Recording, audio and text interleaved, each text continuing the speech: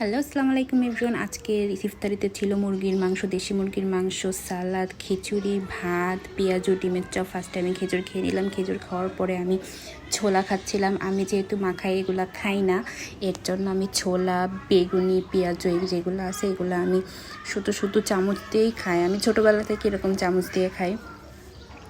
এই রমজান মাসে কিন্তু আমাদের সবারই ইফতারিতে টুকটাক ভাজা পোড়া খাওয়া হয়, আবার ভাত খাওয়া হয়, আবার কারো কারো সারাদিন রোজা রেখে আবার খেতে পারে না। আমি কিন্তু আবার সারাদিন রোজা রাখি আর যাই করি না কেন ইফতারের সময় অনেক খাইতে পারি, এর জন্য আমার কোনো রকম শরীরে ইফেক্ট পড়ে না। আবার অনেকে আছে সারাদিন রোজা রেখে না খেয়ে তারপরে শুকিয়ে যাচ্ছে, কিন্তু আমি তো শুকাচ্ছি না। দেখেন ডিম চপ খেলাম, তারপরে পেঁয়াজু খাচ্ছি, পেঁয়াজু খাওয়ার পরে আবার বেগুনি খাবো। রমজান মাস কিন্তু নিয়ামতের মাস। এই মাসে সবাই আল্লাহ তাআলার কাছে মন খুলে সব কিছু চাইতে পারে, আবার মন খুলে দান খয়রাত করতে পারে। আবার যারা গরিব আছে, যারা ঠিকমতো খেতে পারে না, ওরাও ইফতারিতে হলেও একবেলা ভালোভাবে খেতে পারে। আবার অনেকে আছে সদকা দেয়, আবার অনেকে রোজা রাখার মাধ্যমে ধনী গরিবের মধ্যেখানে যে আপনার ফারাকটা আছে ওইটা বুঝতে পারে যে ওরা সারাদিন না খেয়ে থাকলে কতটা কষ্ট হয়।